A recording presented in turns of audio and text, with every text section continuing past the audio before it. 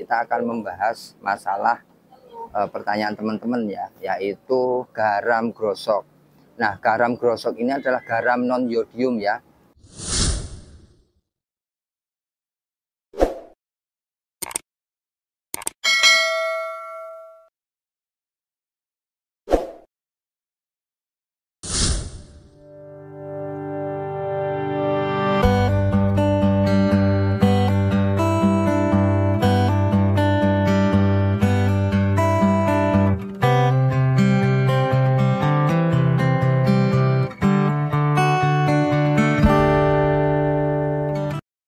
Kali ini saya akan coba mereview hari kedua ya untuk treatment air yang ada di kolam semen ini. Nah, treatment air ini sudah saya share berkali-kali ya. Nah, saya akan coba mereview hari kedua ini dengan pertanyaan teman-teman adalah fungsi garam untuk treatment air ya. Nah, untuk formula kita sudah ada 4 ya kemarin, urea, TSP, probiotik, dan garam grosok. Kita akan bahas satu-satu. Yang pertama adalah garam grosok ya. Kita lihat hari kedua ini tinggi airnya masih 20 ya, 20 cm. Nanti di hari ketiga kita akan naikkan dengan level 50 cm. Nanti setelah itu hari kelima selesai, hari keenamnya kita akan tebar. Nah, untuk garamnya itu larut dalam air ya, tidak terlihat. Nah, untuk ureanya itu juga larut dalam air serta probiotik. Tapi untuk TSP itu tidak kita lihat ya. Kita zoom tuh. TSP-nya masih ada ya, kita lihat ya. Nah, kita kembalikan lagi. Nah, jadi yang larut dalam air itu adalah urea, garam serta probiotik ya. Kita akan membahas masalah pertanyaan teman-teman ya, yaitu garam grosok. Nah, garam grosok ini adalah garam non yodium ya.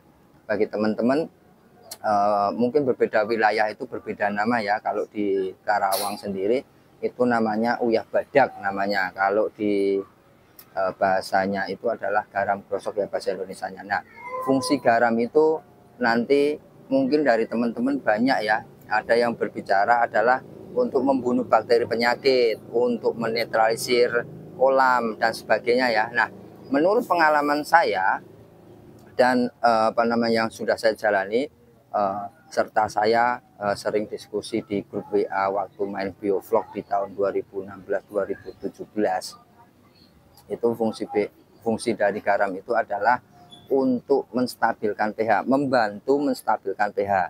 Nah, untuk rinciannya seperti ini. Nah, untuk kolam atas kita kasih garam grosok ya. Kolam atas itu tidak standar budidaya, karena budidaya lele itu biasanya habitat aslinya itu di rawa-rawa, di sungai. Itu di belakang saya ada sungai ya, di kolam sana seperti itu. Makanya kita membentuk suatu habitat di kolam ini sesuai dengan habitat aslinya begitu. Nah, di situ memerlukan garam grosok. Nah, garam grosok ini untuk menstabilkan pH seperti apa Om? Nah, seperti ini. Ini menurut logika saya ya. Jadi pH yang terjadi dalam kolam atas atau kolam selain kolam tanah, kalau kolam tanah dijaga sama alam ya, itu fluktuasinya naik turun seperti itu. Naik turun itu dalam artian begini, ketika suhunya turun dan DO-nya rendah, itu pasti pH rendah juga. pH rendah itu asam. Jadi perlu diketahui untuk pH sendiri itu standarnya adalah 7-8 plus minus 0,5 ya. Jadi 6,5 sampai 8,5 itu bagus. Tapi ketika pH-nya rendah itu namanya asam. Tapi untuk pH tinggi itu namanya basa. Nah, untuk menstabilkan pH ketika suhu cuaca di di sekitaran kolam itu berubah, pH pun akan berubah biasanya seperti itu. Contohnya seperti ini. Itu secara logika saya ya.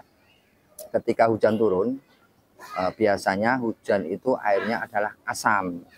Pertama, keduanya ketika hujan turun itu biasanya dingin. Nah, karena suhu dingin dan air hujan itu adalah asam, nah fungsi garam itu membantu si air dalam kolam ini tidak sampai pada titik terbawah pH atau tidak sampai ke asam ya. Misalkan tingkat asam air itu adalah misalkan 4 ya. 4 itu nanti biasanya ikan itu kalau diberi makan kembung, biasanya kalau asam begitu ya. Ini pengalaman saya ya, nanti boleh teman-teman menambahkan ya jika ada yang kurang ataupun yang salah itu.